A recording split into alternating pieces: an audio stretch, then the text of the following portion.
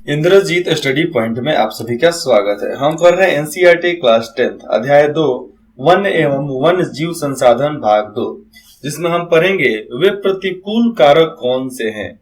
मतलब वो कौन सा कारण है जिसने वनस्पति जात और प्राणी जात का ऐसा भयानक ह्रास मतलब इसका इस्तेमाल किया है। वनस्पति हो गया चाहे प्राणी, जिसका इस्तेमाल ये लोग गलत तरीके से किए हैं। चलिए तो यहाँ पर शुरुआत करते हैं। आप यदि चारों ओर नजर दौड़ाएंगे, चारों तरफ अपने देखेंगे, तो आप पाएंगे कि हम किस प्रकार प्रकृति को संसाधन में परिवर्तित कर सकते हैं। हमने धरती को कैसे संसाधन बनाया हमको दिख जाएगा। ये देखो यहाँ पे ये क्या चीज है। कर्नाटक में बोए जाने वाले हेट्रोमिस्ट कनारेस नर्सिस, ये कुछ फल जैसा दिख रहा है, लेकिन यहाँ पर कौन खाता ये नहीं पता। तो ये देखिए ये सब कैसा एकदम पक्षी दिख रहा है ना, ये बनमुर्गी जैसा है। इधर तो बिच्छू है। हमें लकड़ी, छाल, पत्ते, रबर, दवाइयां, भोजन, ईंधन, चारा, खाद इत्यादि प्रत्येक मतलब हम सबका इस्तेमाल करते हैं। जैसे मैं करो लकड़ी का इस्तेमाल हम लोग किस काम में नहीं करते हैं, छाल का भी इस्तेमाल करते हैं, पत्ते का भी इस्तेमाल करते हैं। गरम मसाला में आप देखोगे तो कई प्रकार के छाल पाए जाते हैं। तो वो छाल कहाँ से आता है? किसी ना किसी पेड़ से ही निकाला जाता होगा। पत्ते, रबर कहाँ से होता है? रबर का पेड़ का लिक्विड निकाला जाता है, उस लिक्विड को जमा कर रबर बनता है। दवाइयां भी जड़ी बूटी पौधों से बनता है। भोजन तो पौधा आइले, धान, गेहूं जो भी हम खा लें, मक्का। ईंधन, चारा, खाद्य पदार्थ, सब चीज इत्यादि प्रत्यक्ष अथवा परोक्ष रूप से वनों और वन्य जीवन से प्राप्त होता है। सीधा तौर पे नहीं तो आप किसी भी तौर पर देख लो तो हमें जंगल के चीजों से चाहे जंगल वाले जीव से, वन्य से चाहे वन्य जीवन से ही प्राप्त होता है, पेड़ पौधे से ही प्राप्त होता है। बस आप जो भी उठा कर देख लो, कुछ भी, सब में पेड़ पौधा जरूर आ जाएगा। इसलिए हम ही हैं जिन्होंने वन और वन्य जीवन को नुकसान पहुंचाया है, और हमारे अलावा कोई भी जंगल और जंगल के प्राणियों को नुकसान नहीं पहुंचा सकता है। औकात ही नहीं है किसी की, क्योंकि हम ही लोग ऐसे असभ्य आदमी हैं जो ऐसा कर सकते हैं। भारत में वनों को सबसे बड़ा नुकसान उपनिवेश काल में रेल लाइन, कृषि व्यवस्था, सबसे ज्यादा नुकसान कौन पहुंचाया है? जब अंग्रेजी काल था, जब अंग्रेज शासन किया करते थे, तो रेल लाइन बिछाने के लिए इस्तेमाल किया गया है। कृषि के लिए, कृषि मतलब क्या? जमीन, खेती बाड़ी के लिए, नील बोने के लिए, नील का खेती मैंने बताया ना, तो नील बोने के लिए ये लोग जंगल काट देते थे और उस जमीन पर ये लोग नील बोया करते थे। तो वो खेती भी बढ़ गया आगे। व्यवसाय के लिए भी ज्यादा बड़ा बड़ा फैक्ट्री जहां लगता है वहां का सारा जंगल साफ कर दिया जाता है। वाणिज्य, वानिकी, व्यापारी समस्याओं के लिए, जिसमें रेल लाइन कहीं निकल रहा है, रोड निकल रहा है, एयरपोर्ट बनेगा, स्टेडियम बनेगा, और क्या बन सकता है? कोई ऑफिस बन जाए, कोई कंपनी बन जाए, बुर्ज खलीफा वाला बिल्डिंग बन जाए, कहीं ना कहीं बनेगा तो कुछ तो वहां से कटेगा ना। इसके वजह से भी बहुत ज्यादा पेड़ों को काटा गया है, जिसके वजह से जंगलों में हलबली मच गई, एकदम खलबली। खनन क्रियाओं में वृद्धि से हुआ। खनन क्रिया क्या? हम लोग क्या करते हैं, जैसे मैं राजस्थान से आज गुजरात, गुजरात के बाद झारखंड, उड़ीसा, छत्तीसगढ़, यहाँ पर हम लोग किसी ना किसी संसाधन का खनन करते हैं। मतलब माइनिंग, जमीन के नीचे खोद खोद के उस चीज को निकालना, और फिर उसको भरते किस चीज से? कचरे से भर देते हैं। कचरे से भर देंगे तो पूरा थोड़े हो जाता है। स्वतंत्रता प्राप्ति के बाद जब हम आजादी हमें मिला, उसके बाद भी वन संसाधनों के सिकुड़ने से कृषि का फैलाव महत्वपूर्ण कारकों में से एक रहा है। मतलब जब आजाद हो गए तो उसके अनुसार कृषि का फैलाव महत्वपूर्ण कारक था। कृषि को फैलाना जरूरी था, इसलिए जंगलों को भी काटा गया। और मैं आपको बता दूं, पंजाब, राजस्थान, गुजरात का जो स्थानीय इलाका था, जो बॉर्डर वाला, वहां पर जंगल हुआ करते थे। जंगल को काटा गया क्यों? जो पाकिस्तान से लोग आए थे शरणार्थी बनकर हिंदुस्तान में उन लोगों को रहने के लिए। भारत में वन सर्वेक्षण के अनुसार, मतलब भारत में जो हम जंगलों के संरक्षण के लिए कानून बनाते हैं, उसके अनुसार 1951 और 1980 के बीच लगभग 26,200 वर्ग किलोमीटर वन क्षेत्र कृषि भूमि में परिवर्तित कर दिया गया। 26,200 वर्ग किलोमीटर का जमीन जो था जंगल का, सारा पेड़ काटकर खेती बाड़ी के लिए उसको चालू कर दिया गया। अधिकतर जनजातीय क्षेत्र जो जंगल के नजदीक हुआ करते थे, जनजातीय क्षेत्र विशेषकर पूर्वोत्तर और मध्य भारत में स्थानांतरण, झूम खेती अथवा सलौस और बर्न खेती के चलते वनों की कटाई या निम्नीकरण हुआ है। यहाँ पर देखो, विशेषकर देखा जाए तो जनजातीय क्षेत्रों के लिए, विशेषकर पूरब में लोग अपना घर बनाने के लिए, अपना इलाका बनाने के लिए लोग जंगल साफ कर देते थे। मध्य भारत में तो बहुत ज्यादा, क्योंकि मध्य भारत में पहले झूम खेती हुआ करता था। लेकिन झूम खेती कब होता था? एक जगह से दूसरे जगह, दूसरे जगह से तीसरे जगह लोग जाते थे तो उसको झूम खेती बोलते थे। एक जगह कर लिए, बस वहां पर छोड़कर पड़ती, दूसरे जगह पर चल जाते थे, तो उसको झूम खेती बोला जाता था। तो उन सब का ऐसा सफाया किया गया जिसके वजह से वनों की कटाई या निम्नीकरण हुआ, मतलब जंगल कम होते गए, जंगल पे लोग कब्जा करते चले गए। क्या उपनिवेशी वन नीति को दोषी माना जा सकता है? जो उपनिवेशी, जो व्यापारिक वन नीति थी, उसको दोषी माना जा सकता है क्या? हरगिज दोषी माना जा सकता है। तो यहाँ पर तो भाई 26,000 और 30,000 वर्ग किलोमीटर की बात है ना, तो वो लोग क्या करते थे कि कई गुना ज्यादा जमीन का सारा जंगल साफ कर दिए थे। जैसे में कानपुर, नागपुर, दीघा, जैसे में नासिक, पुणे, मुंबई तो पूरा एकदम जंगलीय इलाका था ना। तब मुंबई में ज्यादा बंदरगाह हुआ करता था जहां पर सब लोग सामान उतारते थे, क्योंकि वही रास्ता सब कोई देखा था मुंबई तक का।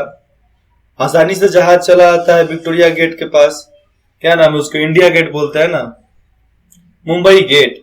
तो मुंबई गेट के बाद पास में, तो वहां से आसानी हो जाता था हर किसी को उतरने चढ़ने का। तो आज वहां पर देख लो, मुंबई पर जाओगे तो एक से एक डेवलप आपको बिल्डिंग में दिखेगा, एक से एक डेवलप लोग दिखेंगे वहां पे। एरोप्लेन से उतरने के बाद एक से एक अरबों खरबों की बिल्डिंग दिखेगी। क्यों दिखेगी भैया? क्योंकि वहां पर उनकी कोई पूछ ही नहीं है, इसलिए। क्योंकि वो ऐसा इलाका है जो सबसे अमीर माना जाता है। हमारे कुछ पर्यावरण विशेषज्ञों ने उनके अनुसार भारत के कई क्षेत्रों में संवर्धन, यहाँ पर क्या बोला जाता है, वृक्षारोपण अर्थात वाणिज्य, इनरिचमेंट, वृक्षारोपण अर्थात वाणिज्य में आ जाएंगे आपको व्यापार। तो वाणिज्य की दृष्टि से कुछ या एकल वृक्ष जातियों के बड़े पैमाने पर रोपण करने से पेड़ों की दूसरी जातियां खत्म हो गई। यहाँ पर लिखा जा रहा है कि हमारे कुछ पर्यावरण विशेषज्ञ जो पर्यावरण के बारे में रिसर्च करते हैं, उन्होंने रिसर्च करके बताया कि जब वृक्षारोपण हो रहा था तो हम लोग क्या कर रहे थे कि अपने फायदे के लिए ना कुछ वृक्ष लगाते थे जो जल्दी बड़ा हो जाए और हम उसको काटकर फिर से इस्तेमाल कर सकें। तो लिखा जा रहा है एकल वृक्ष, मतलब एक ही जाति का वृक्ष लगाया करते थे। इसके वजह से बड़े पैमाने पर जो पुराने जातियां थी वो खत्म होना चालू हो गया और बहुत प्रजातियां पेड़ पौधे का खत्म हो गया है। आज गुलर का फूल कौन देखा है? अरे गुलर का फूल होता ही नहीं, देखेगा कौन? गुलर का पेड़ दिखने को मिलता है? नहीं देखने को मिलता है। पहले हर किसी के घर में गुलर का पेड़ मिलेगा, हर किसी के द्वार पे। गांव में कहीं भी चल जाओ तो गुलर का पेड़ आसानी से मिलेगा, लेकिन आज गुलर गायब है। आज दिखेगा आपको क्या? पीपल भी नहीं दिखेगा, पकड़ी दिखेगा। तो पकड़ी इसलिए लगाते हैं जिसके घर में बकरी हुआ करती है, गाय हुआ करते हैं, वो लोग लगाता है लोग पता ही खाने के लिए, केवल कि भैया यहाँ से तूर कर दे देंगे, काम खत्म। क्योंकि साल में उससे इतना ना ज्यादा पत्ता हो जाता है कि बाकी चारा कम खिलाना पड़ता है। उदाहरण के तौर पे सागवान के एकल रोपण, देखो सागवान ज्यादा नहीं हुआ करता था, लेकिन सागवान आजकल इतना बोया जा रहा है क्योंकि सागवान 10 साल में बड़ा हो जाएगा। 10 साल में उसको काट सकते हैं, उसका लकड़ी काट सकते हैं, उसको पेपर बनाने के लिए इस्तेमाल कर सकते हैं। इसलिए सागवान का वृक्ष बहुत ज्यादा लगाया जाता था। हमारे पास भी 2 सागवान का वृक्ष थे। और फायदा क्या है सागवान लगाने से? सागवान का पत्ता बड़ा बड़ा होता है, मतलब उसका इस्तेमाल जलावन में करो, घूर में करो, ईंधन बनाने, ईंधन मतलब आपको भूजा भूजने वाले मिल में करो, तो ऐसे जगहों पे इसका इस्तेमाल बहुत ज्यादा होता है। तो उसका टहनी भी काटा जाता है ना, समझो कि पेड़ लंबा हो रहा है, उसका टहनी काट दो, फिर पेड़ लंबा होगा टहनी काट दो, फिर पेड़ लंबा होगा टहनी काट दो। उसके बाद तो आपके क्षेत्र में कितना सागवान का पेड़ है, आप इसको गिनकर हमें कमेंट में बता सकते हैं। हमारे घर पे 2 था, दोनों का दोनों सूख गया है, मतलब हमारे पास अभी एक भी नहीं है। दक्षिण भारत में अन्य प्राकृतिक वन बर्बाद हो गए हैं। दक्षिण भारत में जितने भी प्राकृतिक जंगल थे सब बर्बाद हो गए हैं। और हिमालय में चीर पाइन के रोपण से हिमालय ओक, मतलब हिमालय का जो ढलान होता है, हिमालय ओक और रोडोडेंड्रो वनों का नुकसान हुआ है। और जो हऊ पेड़ होता है ना, जो ऊपर से पतला होता है, बस नीचे चौला होते होते होते तो फिर पतला हो जाता है, तो उन सारे पेड़ों का नुकसान हो गया है। ये सब पेड़ लगाने की वजह से हम लोग पेड़ कौन सा लगा रहे हैं? जिस पर बर्फ और पानी रुक सके। बड़ी विकास परियोजनाओं ने भी, जो बड़ा बड़ा विकास करने के लिए कुछ कुछ परियोजनाएं बनाई जाती है, फैक्ट्रियां लगाई जाती है, उसके लिए भी वनों को बहुत नुकसान पहुंचाया गया है। उसके लिए जंगल काट दिए गए हैं, सारा खरपतवार खत्म कर दिया गया है। 1952 से नदी घाटी परियोजना के कारण 5000 वर्ग किलोमीटर से अधिक वन क्षेत्रों को साफ कर दिया गया है। किस लिए? नदी घाटी परियोजना। नदी घाटी परियोजना में आ जाएगा आपको बांध बनाना, डैम बनाना, जिसकी वजह से पानी को रोका जा सके। अगर पानी रोक दिया जाए तो उसके बीच में पड़ने वाला सारा जंगल जलमग्न स्वाहा हो जाएगा, नहीं होगा, डूबेगा तो डूब डूब कर खराब हो जाएगा। ये जंगलों को काट कर अच्छा कुछ ना कुछ बनाना, यह प्रक्रिया अभी भी जारी है, चल रहा है। और मध्य प्रदेश में 4 लाख हेक्टेयर से अधिक वन क्षेत्र, कितना? 4 लाख हेक्टेयर, कोई कम जमीन नहीं होता है। उतना बड़ा क्षेत्र नर्मदा सागर परियोजना के पूर्ण हो जाने से जलमग्न हो गया है, क्योंकि डैम बना है पानी रोकने के लिए। वनों के बर्बादी में खनन ने भी महत्वपूर्ण भूमिका निभाई है। जो जमीन के नीचे से खोदा जाता है ना, खुदाई होता है, वह भी बहुत ज्यादा बढ़िया से महत्वपूर्ण भूमिका निभा चुका है। कैसे? पश्चिम बंगाल में बक्सा टाइगर रिजर्व एक तरह से आपको चिड़ियाघर जैसा है, चिड़ियाघर। डोलोमाइट क्या होता है? डोलोमाइट के खनन के कारण गंभीर खतरे में है। डोलोमाइट एक पत्थरीला पत्थर का जैसा होता है, मतलब वो केमिस्ट्री के कुछ पार्ट बनाने में, केमिस्ट्री में कुछ रिसर्च करने में उसका काम आता है। ऐसे ईंधन का काम करता है, आम भाषा में समझो तो। इसलिए उसका भी इस्तेमाल करने के लिए क्या करते हैं? पहले खनन किया जाता है, खनन करेंगे, उसको प्यूरिफाई करेंगे, तब इस्तेमाल करेंगे। तो इसके लिए जो हम वहां पर गोता लगाते हैं, छेद करके सब सामान निकालते हैं, अंदर से वो संसाधन निकालते हैं, जिसके वजह से जंगल साफ हो जाते हैं। देखो इसमें कई परियोजनाओं के प्राकृतिक आवासों को नुकसान पहुंचाया है। अब देखो, जहां पर भी छेद होगा तो कम जगह पर तो उसको छेद करना नहीं है। जो भी खनन होता है छोटा जगह पर थोड़े होता है, पूरा बड़े बड़े जगहों पर होता है। हाँ, थोड़ा मोड़ा पौधे छोड़ दिए जाते हैं, दया तो हर कोई कर ही देता है, इतना तो कर ही सकते हैं ये लोग। और कई जातियां, इनमें भारतीय हाथी भी शामिल है। भारतीय हाथी भी खत्म हो चुके हैं, बहुत ज्यादा वहां पर मारा गया है, तक के आवागमन मार्ग को बाधित किया है। जो हाथी का आवागमन मार्ग होता है ना, उसको भी ये लोग बाधित कर दिए हैं। जैसे में कोई भी परियोजना बनता है तो सबसे पहले उसकी बाउंड्री बनाई जाती है सुरक्षा के लिए। तो सुरक्षा के लिए बाउंड्री बनाई जाती है तो भैया उस रास्ते से बहुत कुछ आता है ना, जाता है। इसीलिए जो हाथी आते थे वो करंट लगने की वजह से मर जाते थे। और लेजर बीप लगता था, मतलब वहां पर तार भी नहीं रहेगा, जो भी आएगा हाई वोल्टेज फ्रीक्वेंसी की वजह से जल कर मर जाएगा, नहीं तो करंट लग कर मर जाएगा। तो वैसे वैसे पिलर वहां पर गाड़ दिए गए। जिसके वजह से हाथी भी मरा, इंसान भी मरा, बहुत सारे जंगली जानवर भी मरे, और वहां का पेड़ पौधा कभी काटा गया वहां पर खनन करने के लिए। बहुत से वन अधिकारी, जंगल में जो अधिकारी, फॉरेस्ट डिपार्टमेंट का अफसर, पर्यावरणविदों यह मानते हैं कि वन संसाधनों की बर्बादी में पशुचारण और ईंधन के लिए लकड़ी कटाई मुख्य भूमिका निभाते हैं। मतलब ये लोग जितने भी अधिकारी लोग हैं, चाहे पर्यावरणविदों हैं, वो मानते हैं कि जंगलों के बर्बादी में, जंगल के संसाधनों की बर्बादी में किसकी भागीदारी है? जो पशु चरा रहा है, ईंधन के लिए लकड़ी जो काटता है, वो सब जंगल को बर्बाद करते हैं। भैया वो तो अपने रोजी रोटी के लिए टहनियां काटते हैं, पेड़ नहीं काटते हैं। यहाँ पर मैं बता दूं आप सभी को कि जो भी पशु चरण के लिए जाता है, पशु चराने के लिए, वो पत्ता तोड़ सकता है, डालियां तोड़ सकता है, लेकिन पेड़ नहीं काटता है। जो भी ईंधन के लिए मतलब चूल्हा चौका करने के लिए पेड़ मतलब जंगल में जाता है तो लकड़ी का ढूंढ कर लाता है, डाली काट सकता है, लेकिन वो कभी भी जंगल का जड़ मतलब पेड़ का जड़ नहीं काटता है, कभी भी नहीं काटता है। तो ये लोग बर्बाद किए हैं। तो पेपर बनाने वाली कंपनी क्या की है? वो बर्बाद नहीं किया है क्या? सबसे बेसी देश के जंगल को क्षति पहुंचाने का काम किया है तो हिंदुस्तानी पेपर मिल्स, धागा मिल्स, लोहा मिल्स, इन सब के वजह से ज्यादा लकड़ी कटा है। तो ये गलत अफवाह भले किताब में लिखा जा सकता है, लेकिन आप मानना मत, क्योंकि एनसीईआरटी बुक हमेशा सही बताए ये कोई गारंटी नहीं है, नहीं बता सकता। तो ईंधन के लिए लकड़ी कटाई मुख्य भूमिका निभाते हैं। यद्यपि इसमें कुछ सच्चाई हो सकती है, परंतु चारे और ईंधन हेतु लकड़ी की आवश्यकता पूर्ति मुख्यतः पेड़ों की टहनियां काटकर की जा सकती है।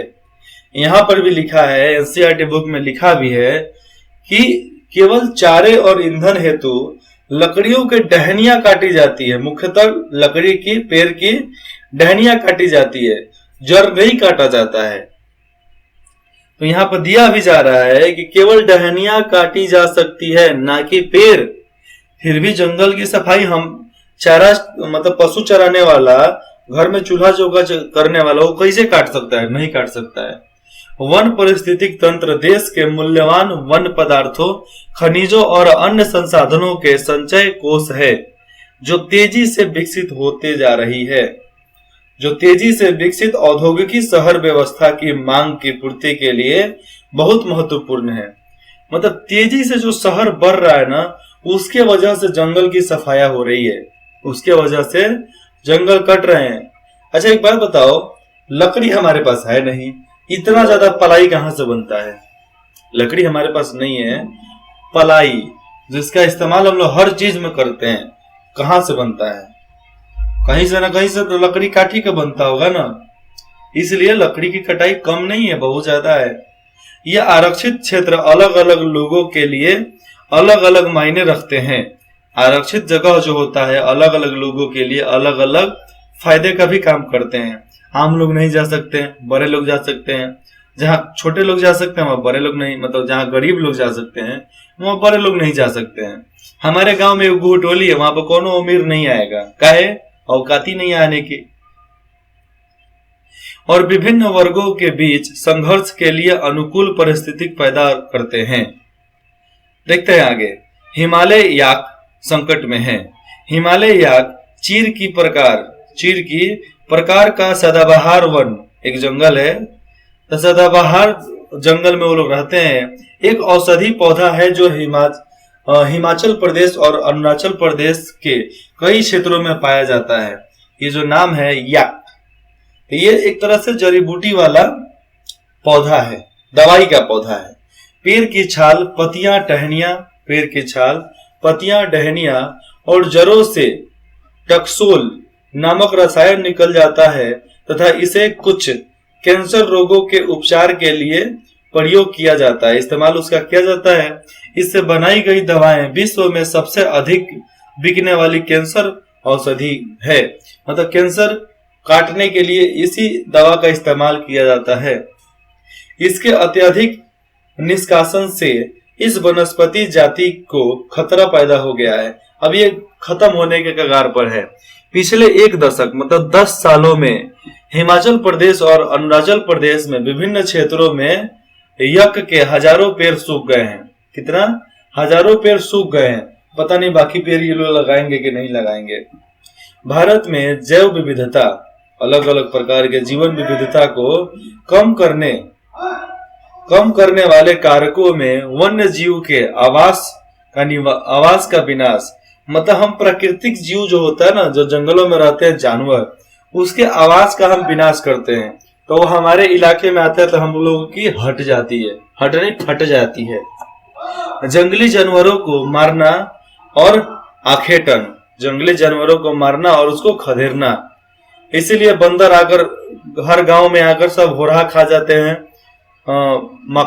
मक्का खा जाते हैं, सब फसल खा जाते हैं। लो और बर्बाद करो मेरा इलाका। ना करते ना हम तुम्हारे इलाके में आते हो, सीधा बोलते हैं। पर्यावरण प्रदूषण, आज गांव में ऐसा कोई घर नहीं है जहां पर घूर ना धनकाया जाता होगा। अगर गांव पर छोटा छोटा आग नहीं धनकाया जाए ना तो ठंडा इतना ज्यादा लगेगा कि लोग मर जाएंगे ठंडा में। और विषाक्तीकरण और दवा नल इत्यादि शामिल भी है। अब देखो विषाक्तीकरण क्या, हम लोग ऐसे चीज का इस्तेमाल करते हैं जिसके वजह से हमारा जड़ी बूटी बन जाए, वो भी काटेंगे ना। दवा नल, दवा के लिए जो भी हमें जरूरी सामग्री चाहिए वो जंगलों से मिलेगा, पेड़ पौधों से मिलेगा, तब भी हम काटेंगे। पर्यावरण विनाश के अन्य मुख्य कारकों में संसाधन का असामान्य बंटवारा, मतलब यहाँ पर देखा जा रहा है कि सबसे ज्यादा पर्यावरण के विनाश में मुख्य तौर पे संसाधनों का असमान बंटवारा है। जैसे में संसाधन जब निकाला जा, संसाधन क्या, जो भूमि से निकालने वाला, भूमि पर मिलने वाला जो भी इस्तेमाल में किया जाए बढ़िया फायदा हो, वो सब संसाधन है। जिसको बेचकर बढ़िया फायदा हो वो संसाधन है। तो वैसे ही संसाधन का जो महंगी संसाधन है उसका बहुत ज्यादा खनन किया जाता है और उनका असामान्य उपभोग किया जाता है, गलत तरीके से इस्तेमाल किया जाता है। पर्यावरण के रख रखाव की जिम्मेदारी में असमानता शामिल है। पर्यावरण को ठीक तरीके से कोई मानता ही नहीं है। आमतौर पर विकासशील देशों में पर्यावरण विनाश का मुख्य दोषी अत्यधिक जनसंख्या को माना जाता है। यद्यपि एक अमेरिकी नागरिक का औसत संसाधन उपयोग का मतलब यहाँ बताया जा रहा है कि एक अमेरिकी नागरिक इतना संसाधन का इस्तेमाल करता है जितना एक सोमाली नागरिक, सोमाली एक देश है, वहां के लोगों से 40 गुना ज्यादा का इस्तेमाल करता है अमेरिका का एक नागरिक संसाधन का। इस प्रकार शायद भारत के 5% धनी लोग 25% गरीब लोगों की तुलना में अपने संसाधन उपयोग द्वारा पर्यावरण को अधिक नुकसान पहुंचाते हैं। एक अमीर इतना ज्यादा पर्यावरण को नुकसान पहुंचाता है जितना 25 गरीब मिलकर पहुंचाते होंगे। तो आप समझो, भले हम अमीर हैं लेकिन हम नेचर को बचाएंगे, भले हम गरीब हैं लेकिन हम नेचर को बचाने के लिए जी तोड़ मेहनत करेंगे। तो ये सब आपको अपने मन में ये बात बैठाना होगा, तभी आगे जाकर कुछ हो सकता है। तथा इन 5% लोगों के पर्यावरण रख रखाव में भी कई जिम्मेदारियां नहीं है, कोई भी जिम्मेदारी नहीं है। मतलब समझो, ये जो 5% के लोग आते हैं, जो अमीर लोग होते हैं, वो पर्यावरण को घंटा भी फर्क नहीं समझते, कुछ समझते नहीं है। कोनो लाया गुटखा खाया इधर थूक दिया, कोनो लाया सिगरेट पिया, दारू पिया, उसी में रहते हैं। काहे कि सब इनके पास भरपूर है, पैदाइशी खजूरी कटले रहता है, तिलो है कि भैया पैसा लुटाओ अपना, बाकी सब क्या करना। प्रश्न यह है कि कौन क्या, कहां से और कितना उपयोग कर रहा है, इसके बारे में बताना। कौन कितना उपयोग कर रहा है, क्या उपयोग कर रहा है, कहां से कर रहा है, इन सब का डाटा निकालो। देखो, मैं खाता हूं, कहां से खाता हूं? मार्केट से सामान आता है, ठीक है। क्या खाता हूं? मार्केट से सामान आता है। कहां से आता है? मार्केट से आता है। कितना खाता हूं? आम जनता से कम खाता हूं। कितना? आम जनता से कम खाता हूं। जो एक चावल भी उतना ज्यादा नहीं, रोटी भी उतना ज्यादा नहीं। हाँ, पहले खाया करते थे, पहले बचपन था, एक बार बैठ जाओ तो जल्दी उठने का नाम कहाँ लेते थे। हम और पापा किसी के घर चले जाए खाने तो उनके घर का खाना घटा देंगे, इसीलिए हम लोग जल्दी कहीं जाते नहीं थे।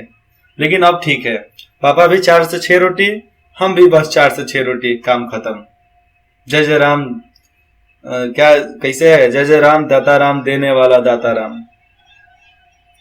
तो अगले भाग में पढ़ेंगे, क्या आप जानते हैं या आप समझो। मैं अगले भाग में इसको समझाता हूं और नीचे से मैं इसको वनों और वन्य जीवन का विनाश मात्रा को ठीक से बता देता हूं।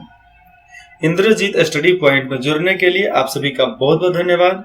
आशा करता हूं आपको जो भी इसमें डाउट हो, दिक्कत हो, आप तुरंत कमेंट करके बता सकते हैं।